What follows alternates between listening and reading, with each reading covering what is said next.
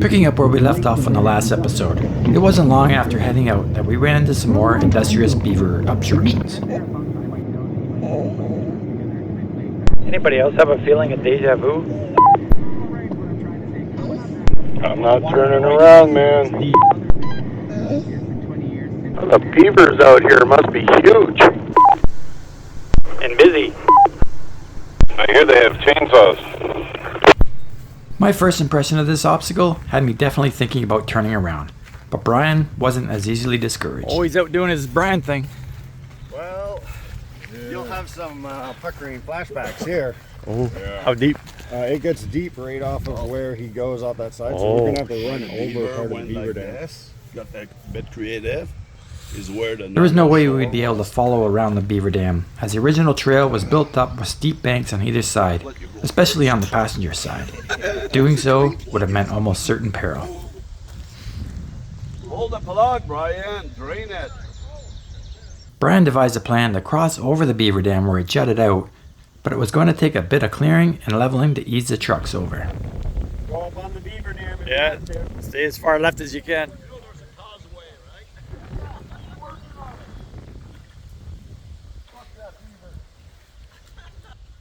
Oh, that's what they wanted the shovel for, to smack the beaver. Seems I wasn't the only one without a pair of wellies, but Jake waited out nonetheless to lend a hand. With the amount of bodies out there, I figured I'd just be in the way anyhow.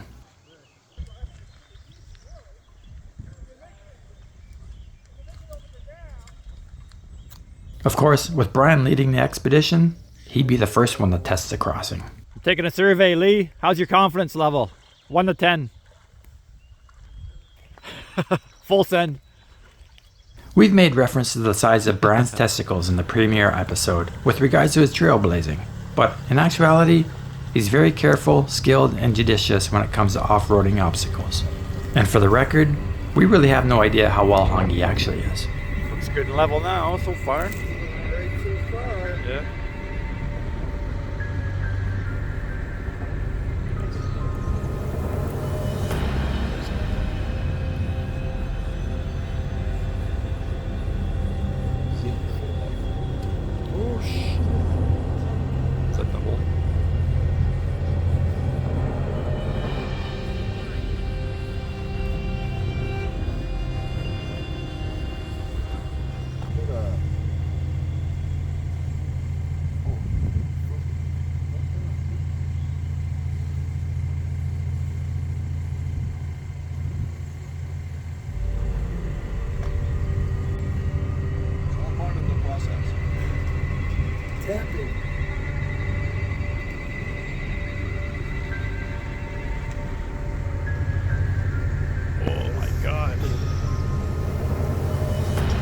Oh my god, that's a big hole. Yes, it is. With Matisse spotting him out and over what remained of the modified beaver dam, the Tacoma appeared to actually make easy work of it. In this case, it's not so much the difficulty of the obstacle, but rather what's at risk if something goes wrong. I wonder if there was another culvert there that's washed out.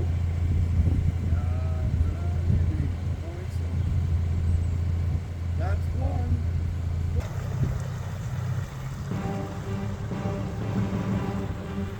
I'm finding that part of it. I like manage.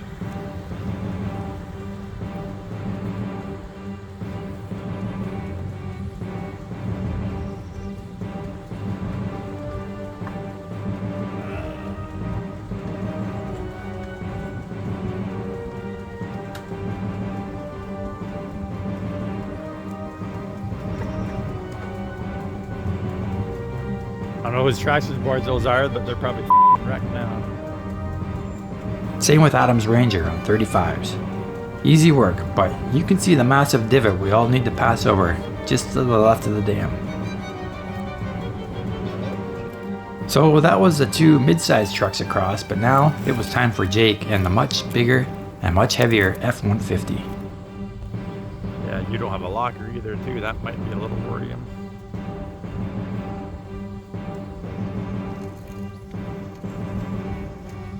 Looks brutal though. That bad one right there. Oh, there it is. Once his back wheels drop in, you can see the chassis hard bottoming on the way out. But again, no hang-ups, and he's over it with little drama.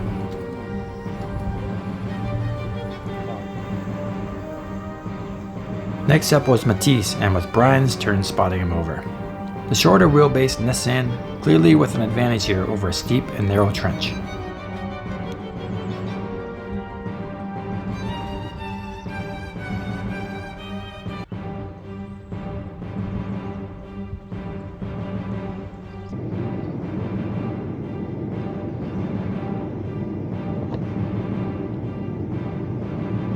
I jump in the Bronco to move up in queue as I watch Gilles start across in the Gladiator.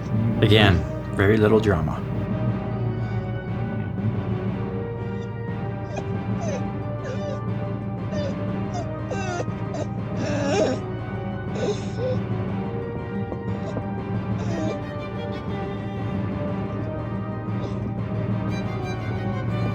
And then it was my turn. Lexi clearly a little apprehensive. I tried giving her a little bit of reassurance, but I think that was maybe more for my own benefit, given my water crossing history. It's alright, honey. It's alright, honey.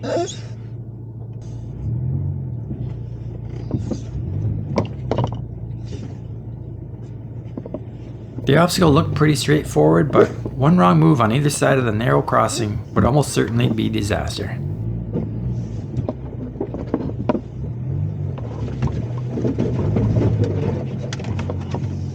Nice work, nice work.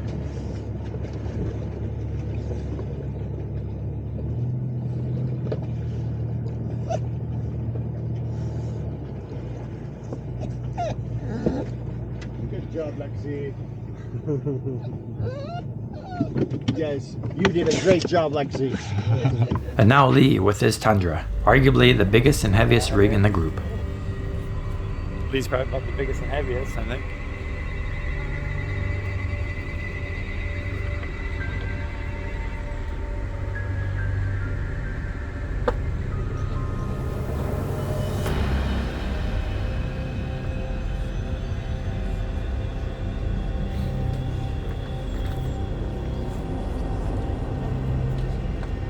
Drain the swamp.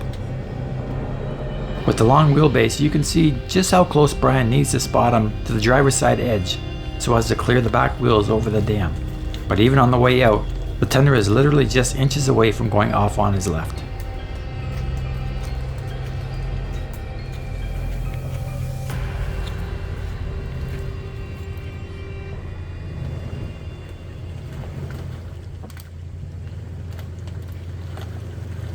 Guys, that was awesome. Say I'm enjoying every minute of this. Yeah, it's too bad there isn't more of that in the row. It's kind of piecemeal up here. We can come back when it's dark. I think for sure. Great, I get to use my new pod lights. Hey Brian, do you still think we're making it to Timmins today or tomorrow? I think once we get through this trail, we're actually pretty close. Look at the pretty flowers. And some pussy willows. We're not at Shania Twain Museum yet. Damn it! Fucking roads rougher than the trails.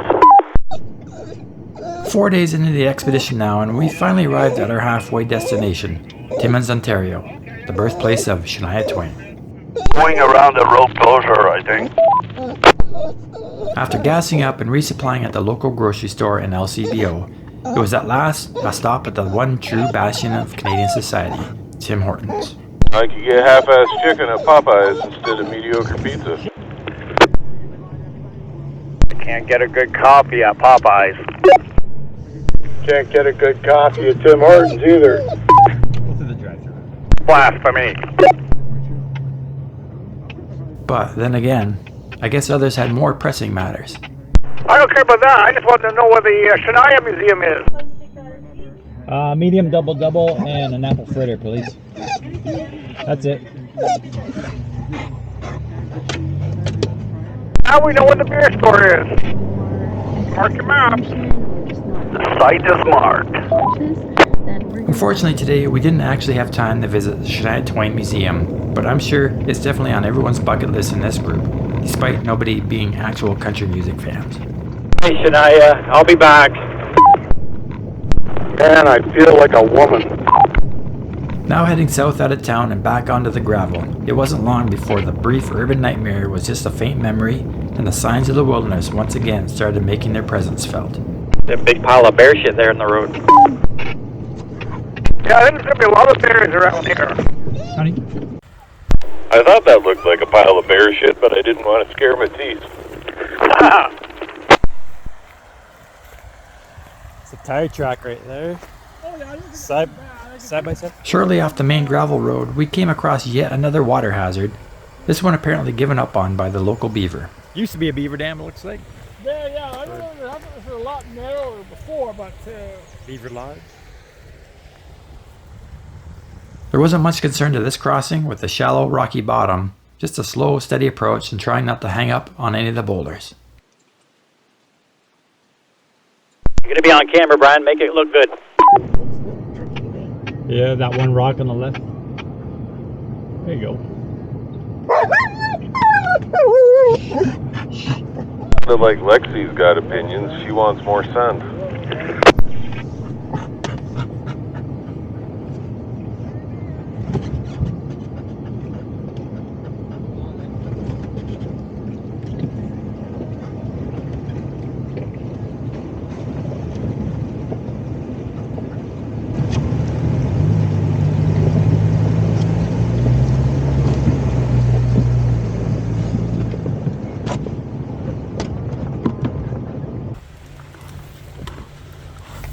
Chuck, honey. Chuck.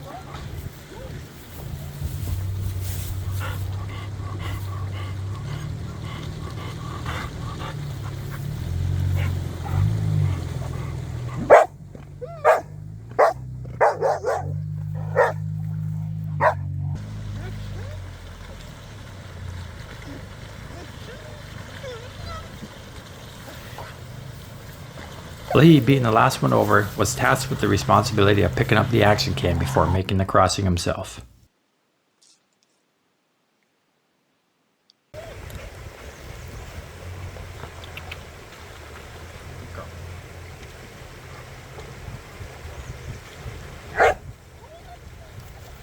I don't even think he got his undercarriage wet, much to the disappointment of Lexi.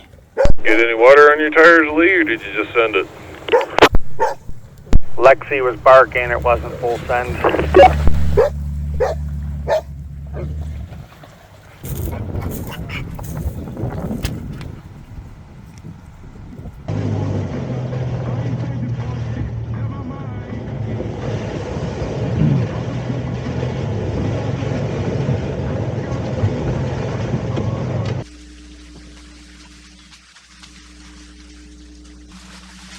Not long after, we veered off onto another hydro right away, again for a stint before heading back out onto the gravel further south.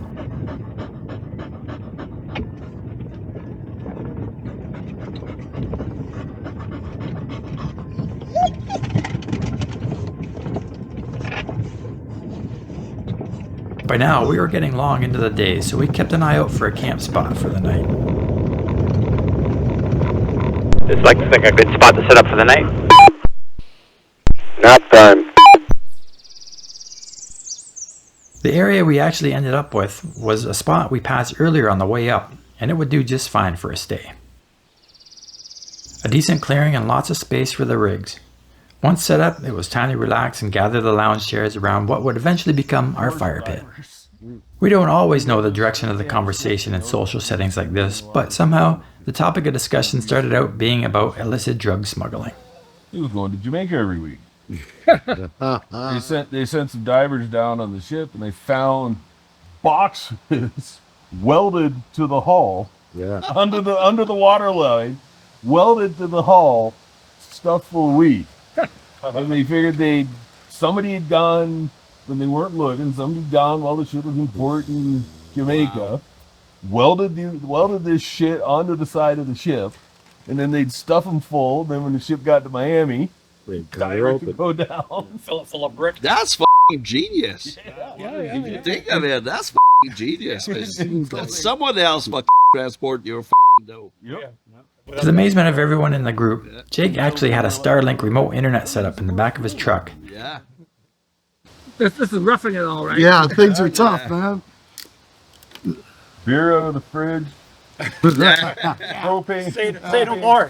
Fire starting, I use the big screen TV over steak and burgers. Yeah, We things are could, tough. we could arrange that next year. I could bring a projector. And, Yeah, you see a lot of people Beer doing in a that. bitch. yeah. We can stream Netflix from the Starlink. Yeah, exactly. What are we watching today? That'd be cool. Shania Twain concert. Some popcorn. Fuck yeah. Who bought Sasquatch file. Of course, Gilles, as it turned out, is rather well traveled and quite adventurous, as we were about to find out. A wreck or whatever, a pile of planks are at the bottom. And normally it's in 130 feet of water. So we knew it was a long haul to get there in cold water. But we were at high tides. So we got to 130, we see the planks and we see that there's still like 15, 20 feet to go. And we're like, we're here, so let's go. So there's the three of us. We go see like there was like a bunch of sebass like swimming around. It was beautiful. And then we're like, all right, like that computer is yelling at us, like let's start going back up. But going back up is like a nice incline, right? So we're going back up, and then Nadia, second stage, started like freezing up. So now she got a free flow. We're at still 130 feet, free flow on single tank. So like her husband, like they got his like spare second stage ready. I got my hand on her gauge, and I'm like, all right, let's go. And we booked it. We went back to 40 feet like quite fast, and then thankfully or like it stopped free flowing, and then we were able to take our time to finish, and then we stayed in 15 feet of water for like 15 minutes, right? Like finish our air there. And like when we got out, we're like, all right, that was an adventure. On another occasion, while on a solo wreck dive at night, Gilles again managed to have some more issues. I'm like, oh, that was a dumb idea, but well, I'm committed. So I fucking kept pushing, and I found a hole big enough for me to get out, and I got out, and I was like, well, that was dumb. I was like, all right, note to self: do not go into holes you don't know at night alone. That's pretty good advice in life. Yes, Yeah. it is. Yeah, that works. You're not going holes you don't know. At night. Then what if in the middle of that, your flashlight goes dead? Yeah, I suppose you probably got a spare. That's why you have a backup. Not just a pretty hot rack. Ah, the foolishness of youth. When you get older, you got a gut. You can listen to your gut feeling, right? That's it. Yeah. Another beautiful night, worked hard. a warm fire and good company. If it wasn't for being so tired with all the off-roading, I'm sure we could have all stayed up the whole night doing this. I see a problem. You bought the small can. The following morning, Lexi was anxious to get going again as we slowly packed up our gear. Now, multiple days into the bush, I needed to get some manscaping done. Who needs a haircut? Who's next? Lee, you need a trim? I'll go. I gotta look at the camera on my phone or I'll take my eyebrow off. Adam, with his hardshell rooftop tent, always seemed to be the first one set up and the first one packed in. Lee undoubtedly had also noticed the benefits of a clamshell rooftop tent. Back on the trails and heading south once again, the terrain distinctly became more sandy, which was a smoother, quiet, and welcome change, while it lasted.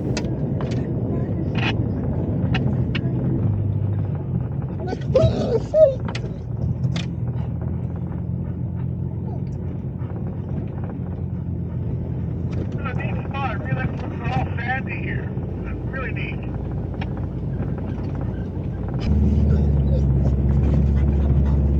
Next expedition, I think we need some sponsorships. If we want to get serious about it, yeah. That'd be a great idea. Winches, tires, shocks for everybody. Good, I can take all that stuff off my list.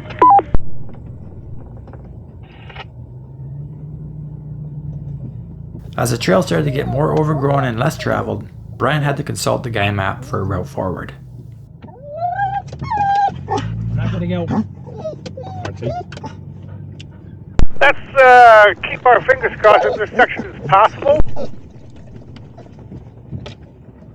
I've been doing that since day one, Brian. Into the bush again. This way eventually led us to a deep river cut which was completely impassable. A long time ago, this might have been just a trickling stream, but now we had to figure out how to turn around and head back out the way we came in.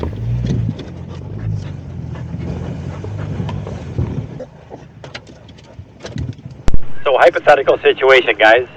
If Shania Twain was on the other side of that river... Answer to your question, yes, I think we could find a way.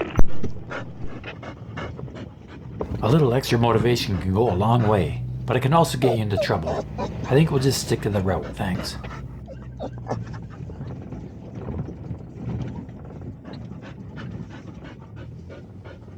This water hole is kind of deep, so... So you're just saying you want me to record you? Yeah, that, and send it. How much send? 75%. Copy that. 75% send dialed in. I must be doing something wrong. That was only a 20% send. Back out into the clearing, and after a quick stop for a pee break, it was back underway, fortunately over an area which saw more recent traffic. Fresh tire tracks along here. We are not alone.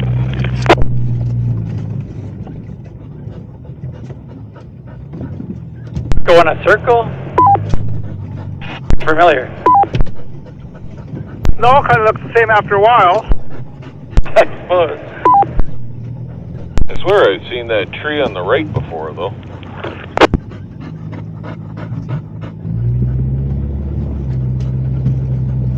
It's like a straight shot, straight up the hill, Brian. Full send. Send it. And the rock crawler and fort used to be a good playground back in here. Hell yeah. This expedition easily is the longest trip my relatively new Bronco has been on, but some of the other trucks in our group are a little more, well, seasoned than mine. So my truck just rolled over 334,000 K. Nice. I just hit 5,600. You're almost there. I just hit 149,616. Most of that in the dirt, Brian? Solid dirt kilometers, that's for sure. Off the Tower Line Trail and back onto the gravel, we scouted for the next trail to get back into.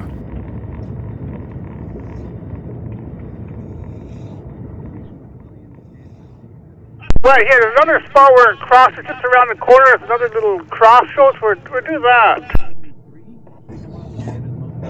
Yeah, I see that. Sounds good.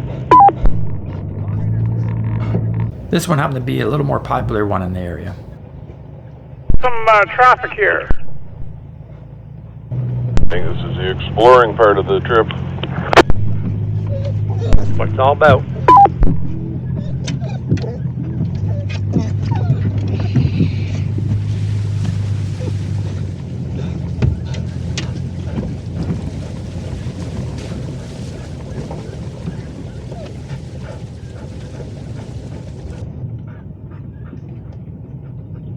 We managed to get ahead of a group of ATVs while they were busy prepping to head out, but they quickly caught back up again.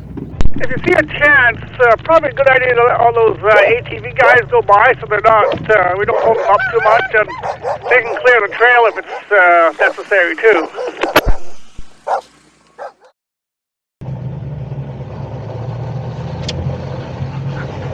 I don't know if it was a particularly wet season up here this year, but this section of trail offered a lot of fun wet water crossings in the lower lying areas, and plenty of bridge crossings where the water was too deep.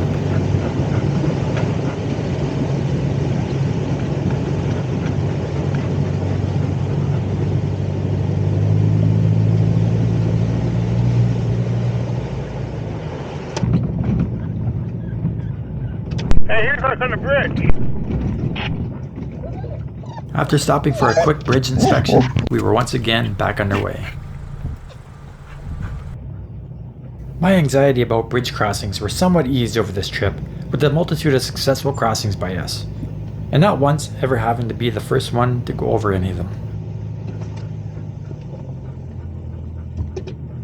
You know what I like more, going up really steep inclines or going down really steep inclines?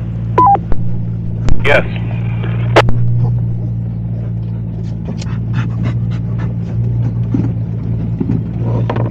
This section of trail is used by the snowmobile clubs in the off-season, so it's no surprise the infrastructure is in good repair and the trail is well marked. Whatever you get out, there's a big water crossing here. We're going to take a look at that before we go through. All right.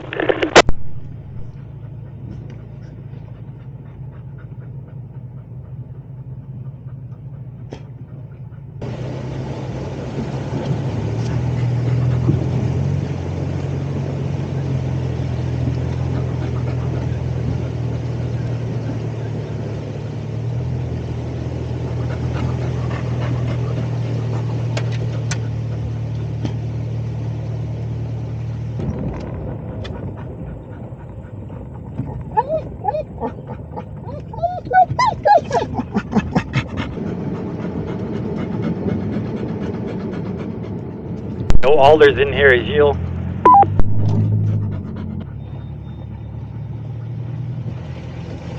Yep, sway bar disconnects, definitely on the list. The sway bar disconnect on my former Badlands Bronco was a godsend over uneven terrain.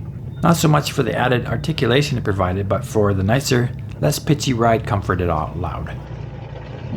I know what you should put on your shopping list. Those new taco isobaric fucking isolating seats or whatever the hell they have. The fuck are those?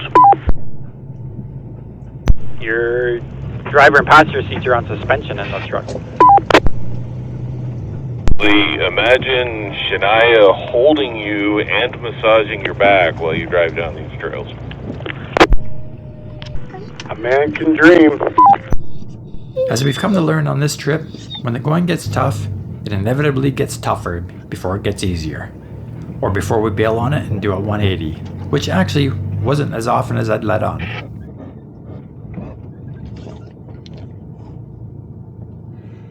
Gilles once again swung the topic of discussion to the indigenous, legendary creatures of the woods. Looks like these three have been broken up by Sasquatch to indicate their territory. How are they not throwing rocks at us? Either Sasquatch or flying beavers. Watch out for the rock throwing. This is a clear sign of Sasquatch activity. It's undeniable.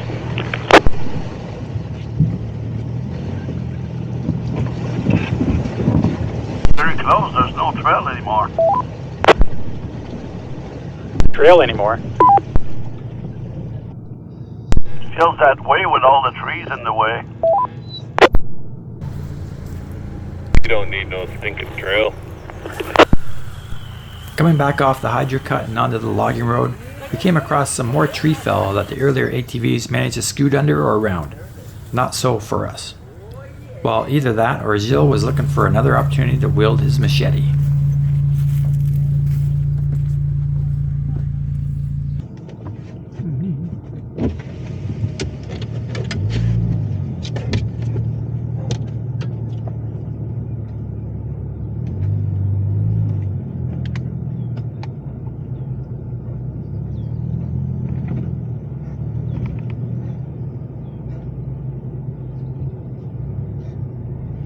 guys just missed two, they look like sandhill cranes. There they go. They're flying the way we're going. Oh, see one. Yep, left side. Call them the ribeye of the sky. In that case, I think I figured out dinner. Just get a Sasquatch to throw a rock at one, maybe?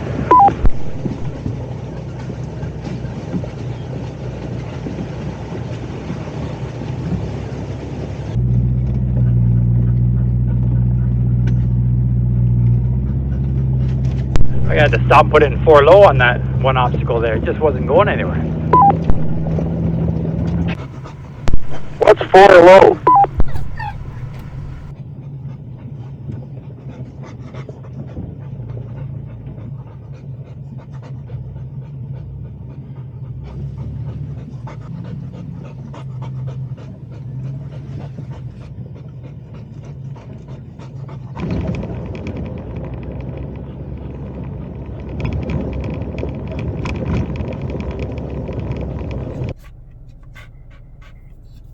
Matisse the other day was complaining that he had nothing to do because he was always in the back, so today I'm letting him move all the trees.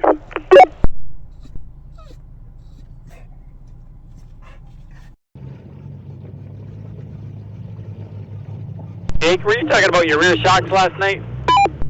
I wasn't, but what are you seeing? Your back end looks a little bouncy.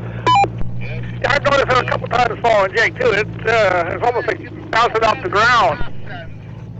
Question, Eric, are you sponsored by any shock manufacturer? I wish, but no. Let me reach out to a couple people I know.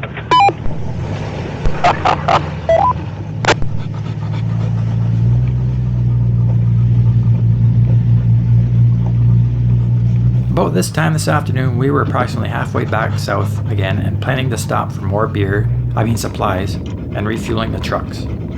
A short payment stint to a place called Shining Tree for some $2 a liter gasoline and a souvenir hoodie for Lee. I grabbed a delicious ice cream sandwich. Unfortunately today, we lost a couple more of our group at this point. Adam's back was acting up, so he was going to throw the towel in, and Matisse said he had a soccer game. Most unfortunate because they both were about to miss out on the most epic campsite yet on the trip. Looks like we got Sasquatch drilling holes in this tree to my right at my front door. Now we're in trouble. Sasquatch got power tools. Don't ask what he's using those holes for.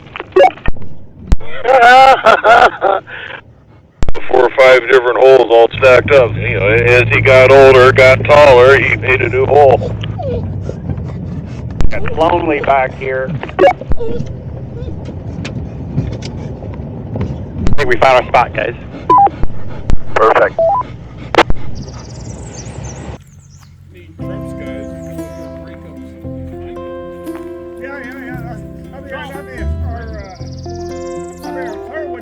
This area offered 2 side-by-side clearings beside a beautiful still lake amongst the tall, spindly pines. I could have finished off the week right here.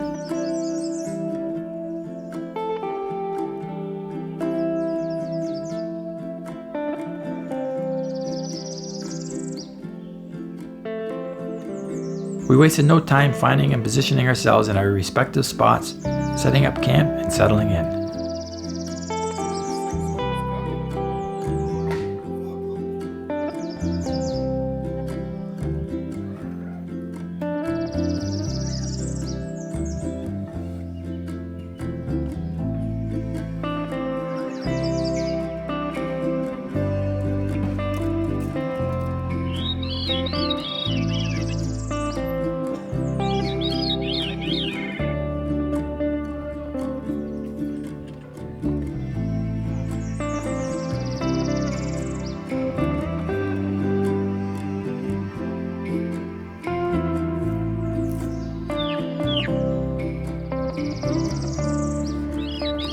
I opted on a 6-pack of Molson Canadian because, well, I guess I was feeling a bit patriotic.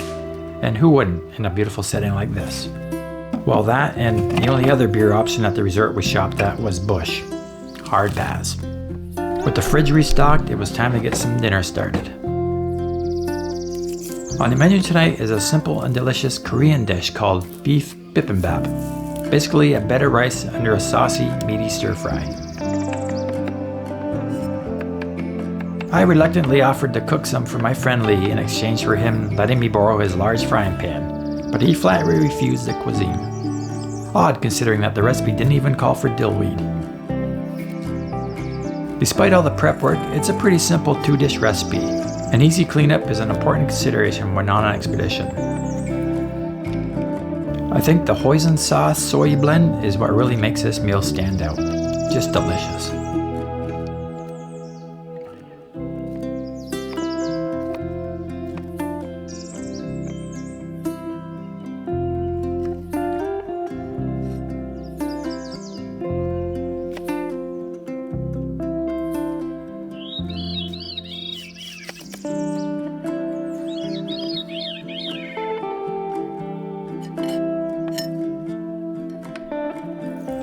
I know, I swear by my cast iron pans, but there's something to be said about a nice lightweight non-stick pan that you can clean with a paper towel at the end of the day.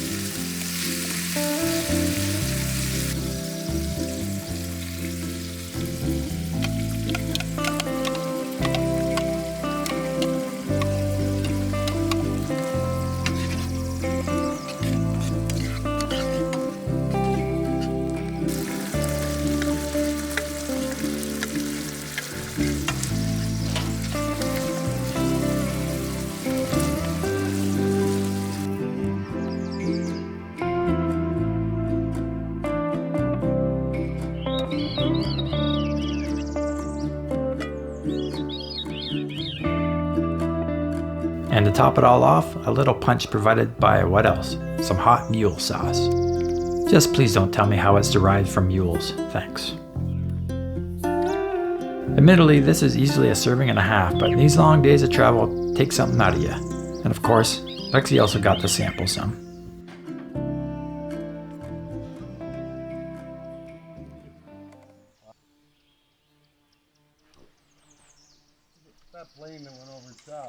With everyone fed, it was time to get ready for the coming night.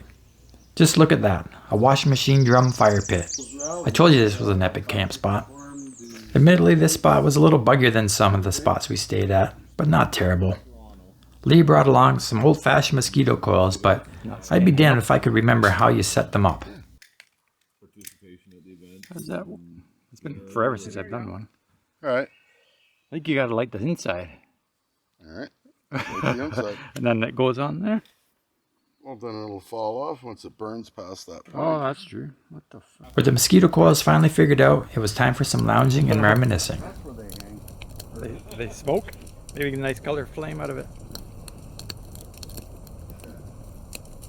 Well, just with the video when he was going around, we had one around that tree, and the camera falls over. Yeah. Yeah, I'm coming around going, where the hell's this fucking camera? I do not want to drive over it. Well, I'm looking for Yeah, that was looking. I know. Like, did It told me to stop and fucking pick it A up. minute right after I set it up.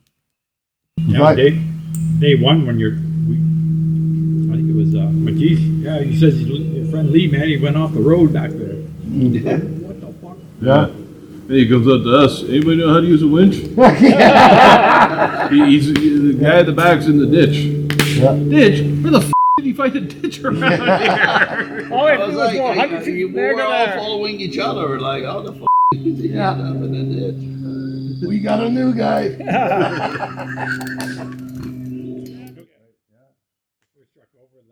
As I mentioned in the premiere episode, our friend Gilles is a recently retired career infantryman and he's seen action in Afghanistan. Because of the prevalence of IEDs in the war, vehicle convoys would travel with the aid of radio jammers to disrupt any remotely detonated explosives. At least, that's how it's supposed to work. I'll let Gilles take it from here. Jammers, and he was doing all the testing, and we kept, like, after we asked him the first time, we realized there was a trigger for it. We told him, so that means that it's safe. He's like, the first time he's like, no, it means that it's under the threshold that Health Canada that deem okay. Yeah. We're like, oh, so that means it's safe. It's like, no, guys, this means that is under the threshold.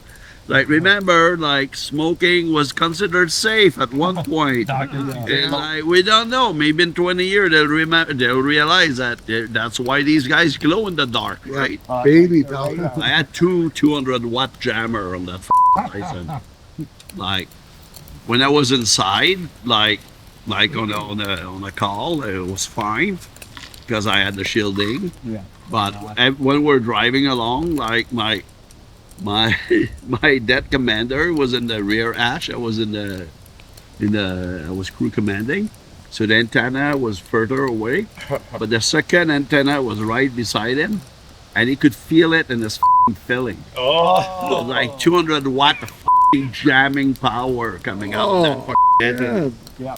And he could feel it. If he turned his head towards the antenna, I can he lit could him up. feel the vibration in his filling.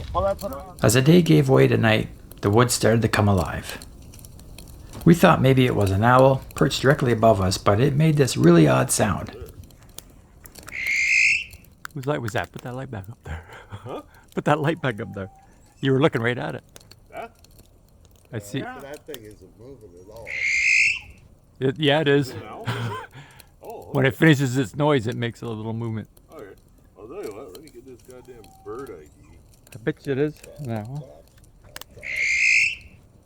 It's only also when it's up there, but it swoops down and picks you up. It promptly flew off, maybe because it didn't like being in the spotlight, but then from the other side of the clearing, I suggested at this point maybe we could knock on some trees, see if we could elicit a response from a Sasquatch, but for some reason, nobody seemed terribly thrilled about the idea. The next morning, it was all about the inevitable pain and body damage. I don't remember what these trees are called, but they're the scourge of fucking trails. Alders, maybe? And they just grow by the side of trails because of the sun. And they grow up so fast and just go over everything. I think on an upcoming episode on the Lonely Overlander, you might see a video on how to buff out pinstripes. Or not. Nothing like the sound of pinstriping for breakfast.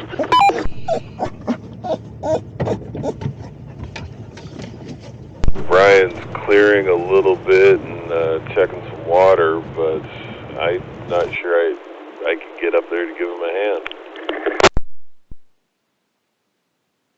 I got thinking if we had a crew coming the other way.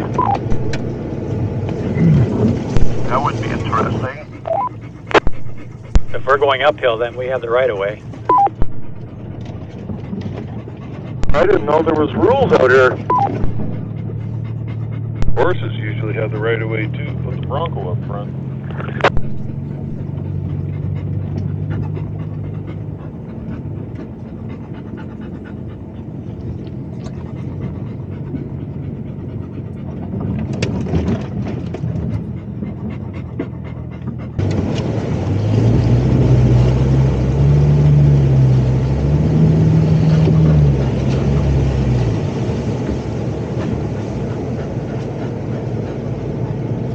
You see that, Gilles? It kind of falls off to the left there, so a little momentum.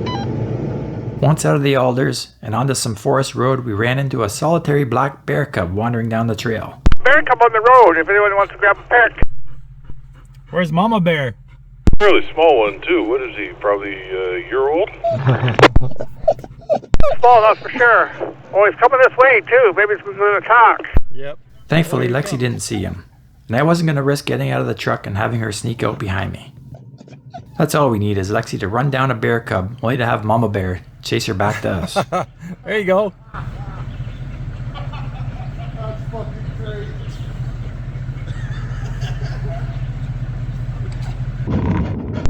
The open road. Looks like that thing's been parked there for a while. Shot up too. Must be nice to have the money to be able to afford to just abandon equipment like that in the bush. Our taxpayer dollars at work. Full send, full send. Lead to the front of the line, please. Lead.